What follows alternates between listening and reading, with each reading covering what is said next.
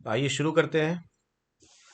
आज भारत की राज्य व्यवस्था में जो बुक को हम लोग कंटिन्यू कर रहे थे वो एम लक्ष्मीकांत का बुक था, जिसमें हम लोग कंप्लीट थ्योरी जो है इसको एपिसोड बाय एपिसोड करते रहेंगे। आज इसका हम लोग देखते हैं डे 3। ये है हमारा डे 3 और हमारा ये भाग 2, जिसमें हम लोग देखेंगे संविधान का निर्माण। तो हम लोग आगे बढ़ते हैं। तो आज हमारा हो गया ये पार्ट 2 हो गया, और हम लोग आज देखेंगे संविधान का निर्माण।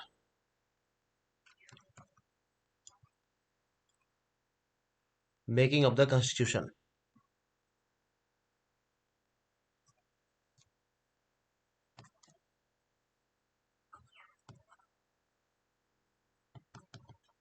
Making of the constitution. तो इससे पिछले वीडियोस में हम लोग, पिछले एपिसोड्स में हम लोग देख लिए थे। इसका 2 खंड हम लोग देख चुके थे, जिसमें ईस्ट इंडिया कंपनी का शासन और ब्रिटिश क्राउन का शासन को हम लोग देख चुके थे, और उसमें क्या क्या एक्ट्स आया था और उसकी क्या क्या विशेषताएं थी, इसको हम लोग देख चुके थे। तो अब हम लोग जो है देश हमारा आज़ाद हो चुका है, और हम लोगों को अब एक नए कॉन्स्टिट्यूशन की आवश्यकता है। तो उस खंड में हम लोग आगे बढ़ते हैं, और इसको हम लोग कोशिश करेंगे कि बहुत तेज गति से करेंगे, जैसा हम लोग पहले भी डिस्कस किए थे कि इसको साथ साथ करने के लिए आपको साथ में एक नोट कॉपी या ऐसा कुछ रखना है, जिसमें आप कोई भी इंपॉर्टेंट टॉपिक जो भी लगे उसको आप साथ ही साथ राइट डाउन करते जाएं। जो भी इंपॉर्टेंट लगे ऐसा आप वीडियो को पॉज कर लें और उसको लिख लें, और फिर आगे बढ़ें, और जरूरत पड़ने पर वीडियो को रिपीट कर लें। चलिए आगे बढ़ते हैं। इसमें पहला टॉपिक है संविधान सभा की मांग। भारत में संविधान सभा के गठन का विचार वर्ष 1934 में पहली बार एम एन राय ने लिखा था। ये बहुत इंपॉर्टेंट क्वेश्चन है। एम एन राय भारत में वामपंथी आंदोलन के प्रखर नेता थे। 1935 में भारतीय राष्ट्रीय कांग्रेस ने पहली बार भारत के संविधान के निर्माण के लिए आधिकारिक रूप से संविधान सभा के गठन की मांग की थी। 1935 में 1938 में भारतीय राष्ट्रीय कांग्रेस की ओर से पंडित जवाहरलाल नेहरू ने घोषणा की कि स्वतंत्र भारत के संविधान का निर्माण वयस्क मताधिकार के आधार पर चुनी हुई संविधान सभा द्वारा किया जाएगा, और इसमें कोई बाहरी हस्तक्षेप नहीं होगा।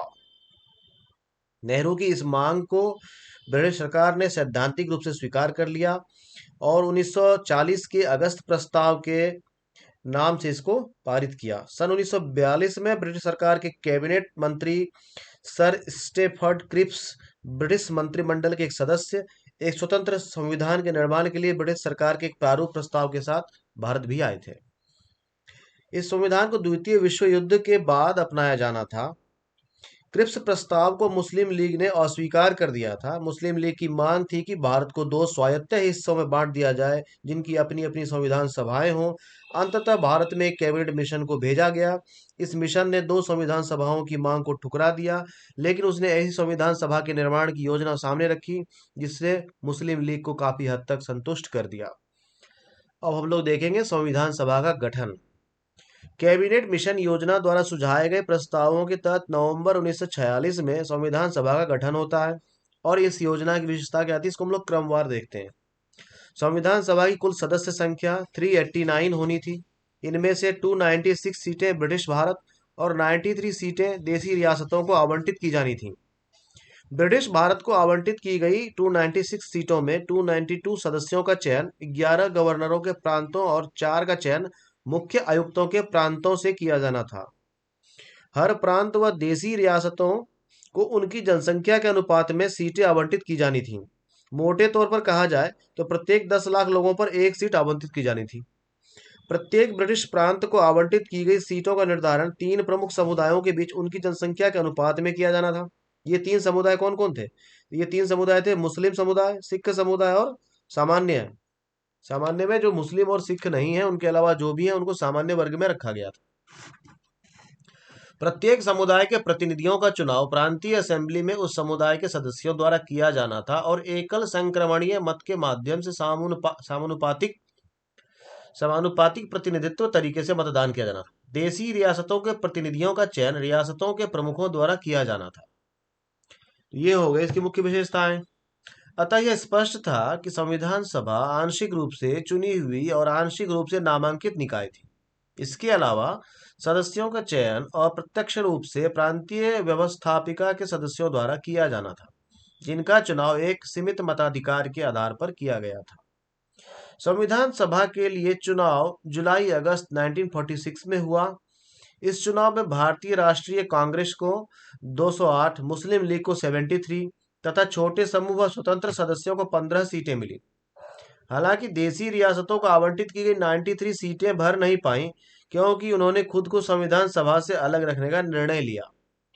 यद्यपि संविधान सभा का चुनाव भारत के वयस्क मतदाताओं द्वारा प्रत्यक्ष रूप से नहीं हुआ, तथापि इनमें प्रत्येक समुदाय, हिंदू, मुस्लिम, सिख, पारसी, आंग्ल भारतीय, भारतीय ईसाई, अनुसूचित जाति, अनुसूचित जनजाति के प्रतिनिधियों को जगह मिली थी। इनमें महिलाएं भी शामिल थी। महात्मा गांधी के अपवाद को छोड़ दें तो उस सभा में उस समय भारत की सभी बड़ी हस्तियां शामिल थी। अब हम लोग जानेंगे संविधान सभा की कार्य प्रणाली के बारे में। संविधान सभा की पहली बैठक होती है 9 दिसंबर 1946 को। मुस्लिम लीग ने बैठक का बहिष्कार किया और अलग पाकिस्तान की मांग पर बल दिया, इसलिए बैठक में केवल 211 सदस्यों ने हिस्सा लिया। फ्रांस की तरह इस सभा के सबसे वरिष्ठ सदस्य डॉक्टर सच्चिदानंद सिन्हा को सभा का अस्थायी अध्यक्ष चुना गया। बाद में डॉक्टर राजेंद्र प्रसाद संविधान सभा के अध्यक्ष निर्वाचित हुए। उसी प्रकार एच सी मुखर्जी तथा वी टी कृष्णामाचारी सभा के उपाध्यक्ष निर्वाचित हुए। दूसरे शब्दों में संविधान सभा के दो उपाध्यक्ष थे। अब हम लोग बात करेंगे उद्देश्य प्रस्ताव के बारे में। 13 दिसंबर 1946 को पंडित नेहरू ने सभा में ऐतिहासिक उद्देश्य प्रस्ताव पेश किया। इसमें संवैधानिक संरचना के ढांचे और दर्शन की झलक थी। इसमें कहा गया वह निम्नवार है। यह संविधान सभा भारत को एक स्वतंत्र संप्रभु गणराज्य घोषित करती है तथा अपने भविष्य के प्रशासन को चलाने के लिए एक संविधान के निर्माण की घोषणा करती है। ब्रिटिश भारत में शामिल सभी क्षेत्र, भारतीय राज्यों में शामिल सभी क्षेत्र तथा भारत के बाहर के इस सभी प्रकार के सभी क्षेत्र तथा वे अन्य क्षेत्र जो इसमें शामिल होना चाहेंगे भारतीय संघ का हिस्सा होंगे, और उक्त वर्णित सभी क्षेत्रों तथा उनकी सीमाओं का निर्धारण संविधान द्वारा किया जाएगा तथा इसके लिए उपरांत के नियमों के अनुसार यदि वे चाहेंगे तो उनकी अवशिष्ट शक्तियां उसमें निहित रहेंगी तथा प्रशासन के संचालन के लिए वे सभी शक्तियां केवल उनको छोड़कर जो संघ में निहित होंगी इन राज्यों को प्राप्त होंगी। संप्रभु स्वतंत्र भारत की सभी शक्तियां एवं प्राधिकार इसके अभिन्न अंग तथा सरकार के अंग सभी का स्रोत भारत की जनता होगी। भारत के सभी लोगों के लिए न्याय, सामाजिक, आर्थिक एवं राजनीतिक स्वतंत्रता एवं सुरक्षा, अवसर की समता, विधि के समक्ष समता, विचार एवं अभिव्यक्ति, विश्वास, भ्रमण, संगठन बनाने आदि की स्वतंत्रता तथा लोक नैतिकता की स्थापना सुनिश्चित की जाएगी। अल्पसंख्यकों, पिछड़े वर्गों तथा जनजातीय क्षेत्रों के लोगों को पर्याप्त सुरक्षा प्रदान की जाएगी। संघ की एकता को अक्षुण्ण बनाए रखा जाएगा तथा इसके भू क्षेत्र, समुद्र एवं वायु क्षेत्र को सभ्य देश के न्याय एवं विधि के अनुरूप सुरक्षा प्रदान की जाएगी और इस प्राचीन भूमि को विश्व में उसका अधिकार एवं उचित स्थान दिलाया जाएगा तथा विश्व शांति एवं मानव कल्याण को बढ़ावा देने के निमित्त उसके योगदान को सुनिश्चित किया जाएगा। इस प्रस्ताव को 22 जनवरी 1946 को सर्वसम्मति से स्वीकार कर लिया गया। इसने संविधान के स्वरूप को काफी हद तक प्रभावित किया। इसके परिवर्तित रूप से संविधान की प्रस्तावना बनी। और यह कब स्वीकार किया गया था? यह स्वीकार किया गया था 22 जनवरी 1946 को। तो इसको याद रखना है। अब हम लोग आगे बढ़ते हैं। स्वतंत्रता अधिनियम द्वारा परिवर्तन क्या हुआ? अब क्या जानेंगे हम लोग जाने स्वतंत्रता अधिनियम द्वारा परिवर्तन।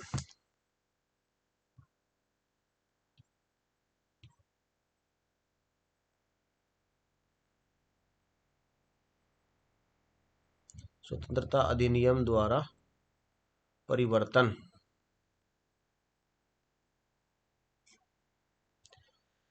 संविधान सभा से खुद को अलग रखने वाली देशी रियासतों के प्रतिनिधि धीरे धीरे इसमें शामिल होने लगे। ये परिवर्तन हुआ 28 अप्रैल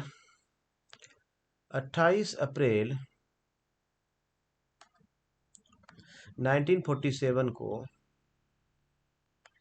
6 राज्यों के प्रतिनिधि सभा के सदस्य बन चुके थे। 3 जून 1947 को भारत के बंटवारे के लिए पेश की गई माउंटबेटन योजना को स्वीकार करने के बाद अन्य देशी रियासतों के ज्यादातर प्रतिनिधियों ने सभा में अपनी सीटें ग्रहण कर ली। भारतीय हिस्से की मुस्लिम लीग के सदस्य भी सभा में शामिल हो गए। भारतीय स्वतंत्रता अधिनियम 1947 ने सभा की स्थिति में निम्न 3 परिवर्तन किए। इन 3 परिवर्तनों को लोग ध्यान देंगे, इंपॉर्टेंट है ये। पहला पहला क्या है भाई? सभा को पूरी तरह संप्रभु निकाय बनाया गया, जो स्वेच्छा से कोई भी संविधान बना सकती थी। इस अधिनियम ने सभा को ब्रिटिश संसद द्वारा भारत के संबंध में बनाए गए किसी भी कानून को समाप्त करने अथवा बदलने का अधिकार दे दिया। दूसरा, संविधान सभा एक विधायिका भी बन गई। दूसरे शब्दों में कहा जाए तो सभा को 2 अलग अलग काम सौंपे गए। इनमें से एक था स्वतंत्र भारत के लिए संविधान बनाना और दूसरा था देश के लिए आम कानून लागू करना। इन दोनों कार्यों को अलग अलग दिन करना था। इस प्रकार संविधान सभा स्वतंत्र भारत की पहली संसद बनी। जब भी सभा की बैठक संविधान सभा के रूप में होती, इसकी अध्यक्षता डॉक्टर राजेंद्र प्रसाद करते और जब बैठक बतौर विधायिका होती, तब इसकी अध्यक्षता जी.वी. मावलंकर करते थे। संविधान सभा 26 नवंबर 1949 तक इन दोनों रूपों में कार्य करती रही। इस समय तक संविधान निर्माण का कार्य पूर्ण हो चुका था। मुस्लिम लीग, तीसरा है पॉइंट, मुस्लिम लीग के सदस्य भारतीय संविधान सभा से अलग हो गए। इसकी वजह से सन 1946 में माउंटबेटन योजना के तहत तय की गई सदस्यों की कुल संख्या 389 सीटों की बजाय 299 तक आ गिरी। भारतीय प्रांतों की संख्या 296 से 229 और देसी रियासतों की संख्या 93 से 70 कर दी गई। 31 दिसंबर 1947 को राज्यवार सदस्यता को अध्याय के अंत में तालिका संख्या 2.4 में प्रस्तुत किया जाएगा। इसको हम लोग देखेंगे आगे। अन्य कार्य, संविधान के निर्माण और आम कानूनों को लागू करने के अलावा संविधान सभा ने निम्न कार्य भी किए। इसने मई 1949 में राष्ट्रमंडल मंडल में भारत की सदस्यता का सत्यापन किया। दूसरा, इसने 22 जुलाई 1947 को राष्ट्रीय ध्वज को अपनाया। ये सारा इंपॉर्टेंट पॉइंट्स हैं। इसने 24 जनवरी 1950 को राष्ट्रीय गान को अपनाया। इसने 24 जनवरी 1950 को राष्ट्रीय गीत को भी अपनाया। इसने 24 जनवरी 1950 को डॉक्टर राजेंद्र प्रसाद को भारत के पहले राष्ट्रपति के रूप में चुना। तो भारत के राष्ट्रपति के रूप में राजेंद्र प्रसाद को कब चुना गया? तो 24 जनवरी 1950 को। 2 साल 11 माह और 18 दिनों में संविधान सभा की कुल 11 बैठकें हुई। संविधान निर्माताओं ने लगभग 60 देशों के संविधानों का अवलोकन किया और इसके प्रारूप पर 114 दिनों तक विचार हुआ। संविधान के निर्माण पर कुल 64 लाख रुपए का खर्च आया। 24 जनवरी 1950 को संविधान सभा की अंतिम बैठक हुई। इसके बाद सभा ने 26 जनवरी 1950 से 1951-52 में हुए आम चुनावों के बाद बनने वाली संसद के निर्माण तक भारत की अंतरिम संसद के रूप में काम किया। अब हम लोग जानेंगे संविधान सभा की समितियों के बारे में। अब लोग जानेंगे किसके बारे में? अब लोग जानेंगे संविधान सभा की समितियां। संविधान सभा की समितियां।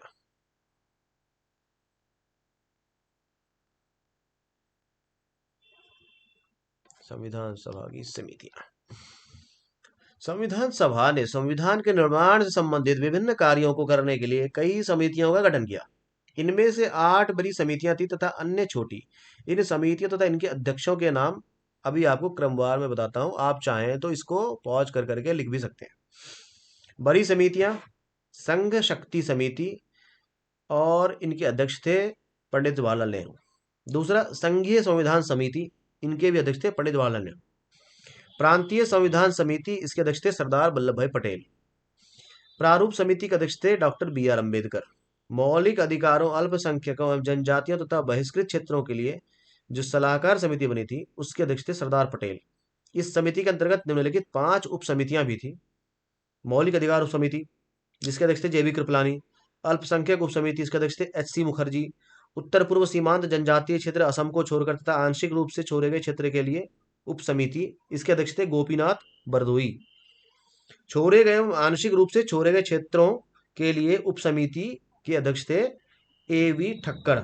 उत्तर पश्चिम फ्रंटियर जनजाति क्षेत्र, इसके उप समिति बनी। और प्रक्रिया नियम समिति के अध्यक्ष थे डॉक्टर राजेंद्र प्रसाद। राज्यों के लिए समिति जो बनी थी, उसके अध्यक्ष थे जवाहरलाल नेहरू। और संचालन समिति के अध्यक्ष थे डॉक्टर राजेंद्र प्रसाद। ऐसे ही करके बहुत सारी छोटी समितियां भी बनी थी। वित्त एवं कर्मचारी समिति, इसके अध्यक्ष थे डॉक्टर राजेंद्र प्रसाद। प्रत्यायक समिति, इसके अध्यक्ष थे अलादि कृष्णा स्वामी अय्यर। उसके बाद और सारी छोटी समितियां थी, जैसे सदन समिति, बी पट्टाभी सीतारमैया। कार्य संचालन समिति, इसके अध्यक्ष थे डॉक्टर के एम मुंशी। राष्ट्रध्वज संबंधी तदर्थ समिति, अध्यक्ष थे डॉक्टर राजेंद्र प्रसाद। संविधान सभा कार्यों के लिए समिति जो बनी थी, इसके अध्यक्ष थे जीवी मावलंकर। सर्वोच्च न्यायालय के लिए तदर्थ समिति, अध्यक्ष थे एस वरदाचारी। और ये वरदाचारी जो है संविधान सभा के सदस्य नहीं थे। मुख्य आयुक्तों के प्रांतों के लिए समिति बनी थी, इसके अध्यक्ष थे बी पट्टाभी सीतारमैया। संघीय संविधान के वित्तीय प्रावधानों संबंधी समिति, नलिनी रंजन सरकार, इसके अध्यक्ष थे। भाषाई प्रांत आयोग के अध्यक्ष थे एस के डार। प्रारूप संविधान की जांच के लिए विशेष समिति पर इसके अध्यक्ष थे जवाहरलाल नेहरू। प्रेस दीर्घा समिति के अध्यक्ष थे उषानाथ सेन। नागरिकता पर तदर्थ समिति के अध्यक्ष थे एस वरदाचारी। अब आज हम लोग प्रारूप समिति के बारे में अवलोक करते हैं। किसका? प्रारूप समिति का गठन। संविधान के प्रारूप समिति का गठन, इसके अध्यक्ष थे बी आर अम्बेडकर। आगे बढ़ते भाई। संविधान सभा की सभी समितियों में सबसे ज्यादा महत्वपूर्ण थी प्रारूप समिति। इसका गठन 29 अगस्त 1947 को हुआ था। यह वह समिति थी जिसे नए संविधान का प्रारूप तैयार करने की जिम्मेदारी सौंपी गई थी। इसमें 7 सदस्य थे, जिनके नाम इस प्रकार हैं।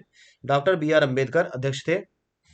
N Gopalaswami Ayyangar, Alladi Krishnaswami Ayyar, doctor K M Munshi, Syed Mohammad Saadulla और एन माधवराव।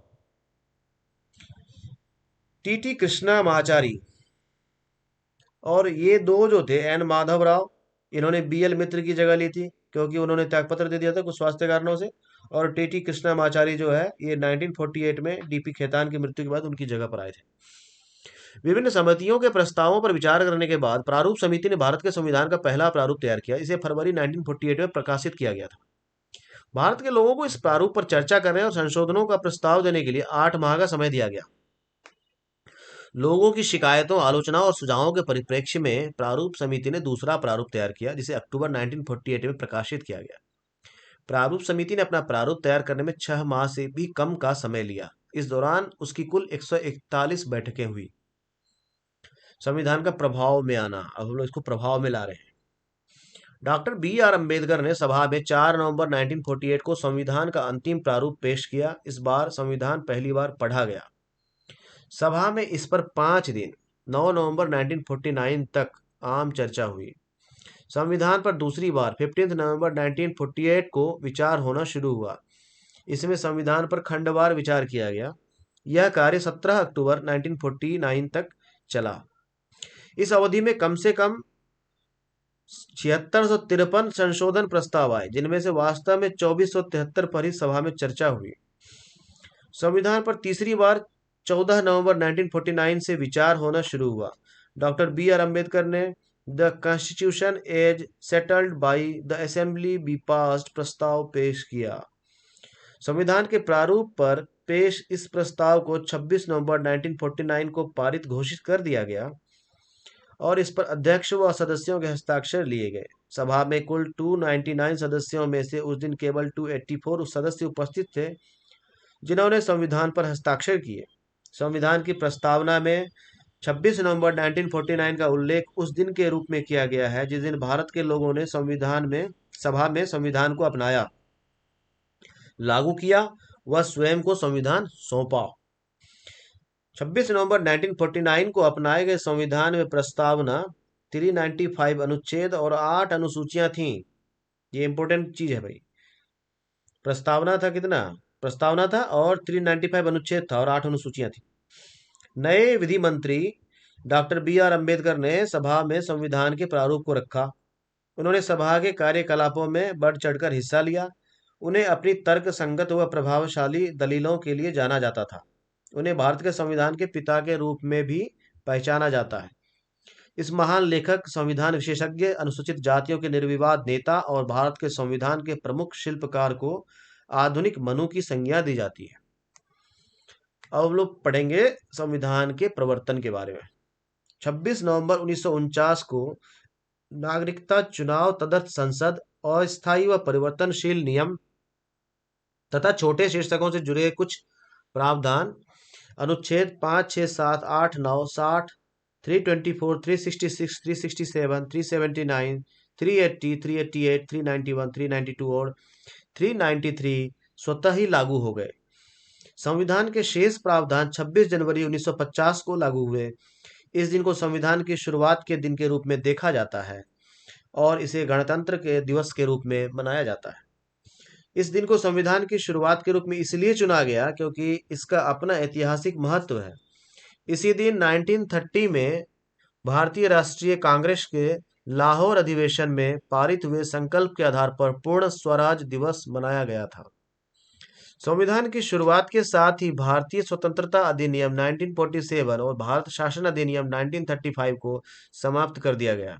हालांकि abolition of Privi council jurisdiction act 1949 लागू रहा। अब हम लोग बात करेंगे संविधान सभा की आलोचना पर। आलोचकों ने विभिन्न आधारों पर संविधान सभा की आलोचना की है। ये आधार क्या है, इसको हम लोग क्रमवार देखते हैं। पहला, यह प्रतिनिधि निकाय नहीं थी। आलोचकों ने दलील दी है कि संविधान सभा प्रतिनिधि सभा नहीं थी क्योंकि इसके सदस्यों का चुनाव भारत के लोगों द्वारा वयस्क मताधिकार के आधार पर नहीं हुआ था। संप्रभुता का अभाव। आलोचकों का कहना है कि संविधान सभा एक संप्रभु निकाय नहीं थी क्योंकि इसका निर्माण ब्रिटिश सरकार के प्रस्तावों के आधार पर हुआ। यह भी कहा जाता है कि संविधान सभा अपनी बैठकों से पहले ब्रिटिश सरकार से इजाजत लेती थी। समय की बर्बादी। आलोचकों के अनुसार संविधान सभा ने इसके निर्माण में जरूरत से कहीं ज्यादा समय ले लिया। उन्होंने कहा कि अमेरिका के संविधान निर्माताओं ने मात्र 4 माह में अपना काम पूरा कर लिया था। निराजुद्दीन अहमद संविधान सभा के सदस्य ने इसके लिए अपनी अवमानना दर्शाने के लिए प्रारूप समिति हेतु एक नया नाम गढ़ा। उन्होंने इसे अपवहन समिति कहा।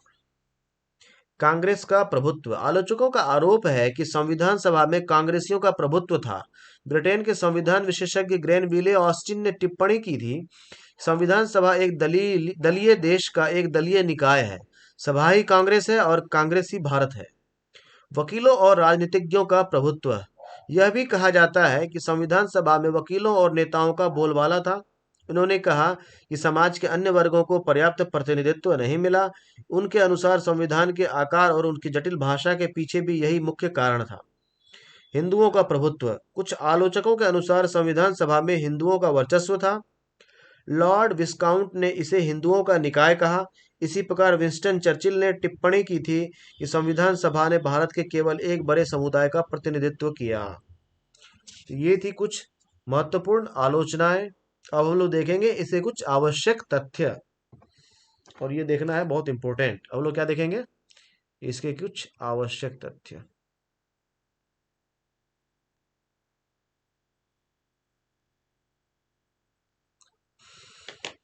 तो इसके आवश्यक तथ्य, पहला है संविधान सभा द्वारा हाथी को प्रतीक के रूप में अपनाया गया था।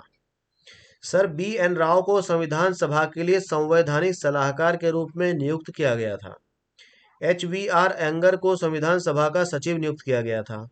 LN मुखर्जी को संविधान सभा का मुख्य प्रारूपकार यानी चीफ ड्राफ्टमैन नियुक्त किया गया था। प्रेम बिहारी नारायण रायजादा भारतीय संविधान के प्रमुख सुलेखक, कैलीग्राफर जिसको बोलते हैं, वही थे। मूल संविधान एक प्रवाहमय शैली में उनके द्वारा हस्तलिखित किया गया था, यानी इटैलिक वे में लिखा गया था। मूल संस्करण का सौंदर्यीकरण और सजावट शांति निकेतन के कलाकारों ने किया, जिनमें मंदलाल बोस और बीऊहर राम मनोहर सिन्हा शामिल थे। मूल प्रस्तावना को प्रेम बिहारी नारायण रायजादा द्वारा हस्तलिखित एवं बीऊहर राम मनोहर सिन्हा द्वारा जातिमय सौंदर्यीकृत एवं अलंकृत किया गया था। मूल संविधान के हिंदी संस्करण का सुलेखन वसंत कृष्ण वैद्य द्वारा किया गया, जिसे नंदलाल बोस ने सुंदर ढंग से अलंकृत एवं जातिमय किया। तो ये था संविधान का निर्माण। और अब हम लोग आज के लिए इतना ही रखेंगे। अगर आपको ये करी अच्छा लग रहा है, ये सीरीज अच्छा लग रहा है, तो आप इसे सुने, बार बार सुने और अपने स्वजनों को भी शेयर करें, सब्सक्राइब करें, लाइक करें। और अगर इसमें कुछ सुधार की आवश्यकता हो तो आप इसमें कमेंट भी कर सकते हैं। तो अगले एपिसोड में हम लोग देखेंगे संविधान की प्रमुख विशेषताएं, salient features of the constitution, और ये देखेंगे हम लोग अगले कड़ी में। तो आज के लिए इतना ही। वीडियो देखने के लिए बहुत बहुत आभार।